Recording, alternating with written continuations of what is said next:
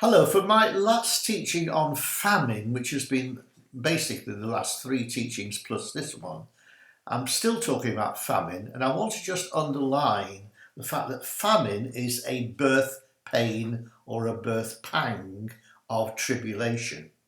It isn't tribulation, it's leading up, we're pre-trib, we're leading up to tribulation.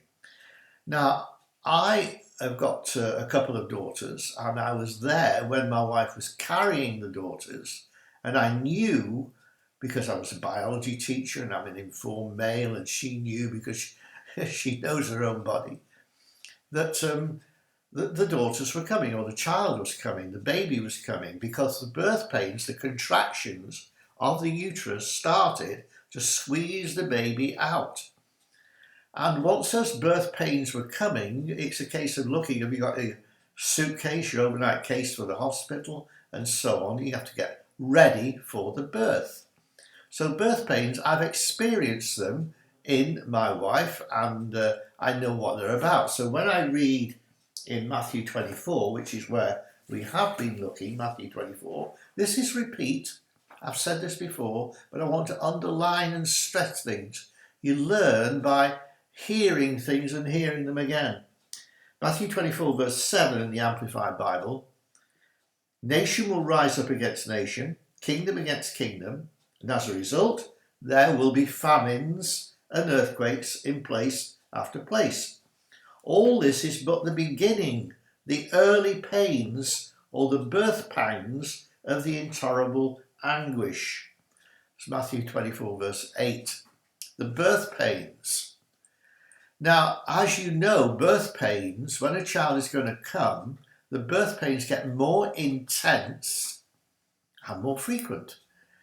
Now, at the moment, the world is experiencing the birth pains of famine.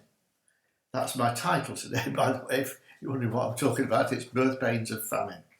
And I heard a statistic from the United Nations that famine is knocking on the door of 41 million people. In Lebanon, there is a rationing of flour because they get their grain, or they used to get their grain from Ukraine. Same in Syria. And so you've got many countries now going to be short of grain. Now, we know about this. My wife makes my bread, or our bread. I don't eat it all. We share it. Such good bread. But we got packet after packet on top of our furniture in the garage, stacked up. I suppose we got a dozen packets of flour. And that's enough for, hopefully, until the September period, which is when the rapture may occur. Now, if it doesn't occur in September, we may have to wait 7 more years. But the rapture will come on the Feast of Trumpets, Rosh Hashanah. So we've stacked up with flour.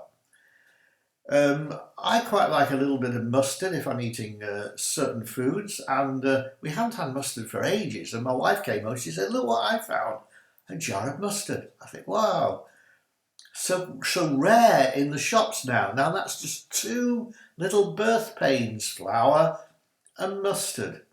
Now, wherever you are in your culture and in your situation, there will be certain things that you've noticed in the shops, in the markets, that you just can't get anymore because there is a famine coming, and it's a birth pain famine. Now, that is, of course, this side, the tribulation has not started. The tribulation starts when the seals start to be open. So let's clip over to there in Revelation 6, and you know this again.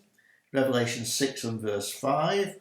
He broke open, this is the Lamb of God, he broke open the 3rd seal, and the 3rd living creature called out, come and look. Now that's a cherubim calling out, come and look.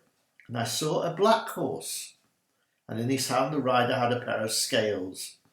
And I heard what seemed to be a voice from the midst of the 4 living creatures, saying, a quart of wheat for a denarius, which is a day's wage, and 3 quarts of barley for a denarius, but do not harm the oil and the wine.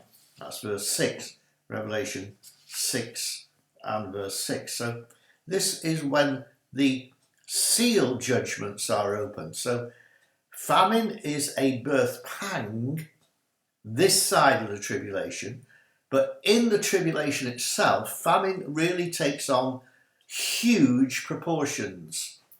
We might find a few difficulties this side of the tribulation finding our things that we like flour and mustard and stuff. But when the tribulation hits, we're not going to be there. The church is not going to be there. But for those who are on the planet and have not been taken to the wedding feast of the Lamb as his bride, then famine will really take hold. I haven't taught this yet, but you know that there's going to be a fourth teaching coming up, which is the fourth seal. This is going to be a pale horse, and the pale horse is called death. You find this, I'm getting ahead of myself a bit, but in Revelation 6 and verse 8, power was given over that horse and over the rider to kill 1/4 of the earth's population. 1/4. That's 2 billion people are going to die. They're going to die of hunger and with the sword and with wild beasts and so on. But part of the reason why those people die is famine. That's a big contribution. So famine is a seal judgment. As the third and the fourth seals are open, then those judgments really start to bite and people will die of famine. At the moment, as I say, we've got problems with people like Putin and Iran causing problems, saber rattling and causing wars in the world. But that's nothing in comparison to what it's going to be like in terms of famine. Putin is not in control. Iran is not in control. The Lamb of God is in control. He's the one who pours out the judgments, the seal, or who opens the judgments, the seals, and then the judgments will be poured out.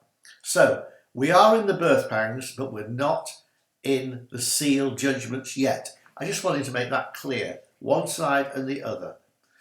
Famine is the thing of the future for those who remain on the earth.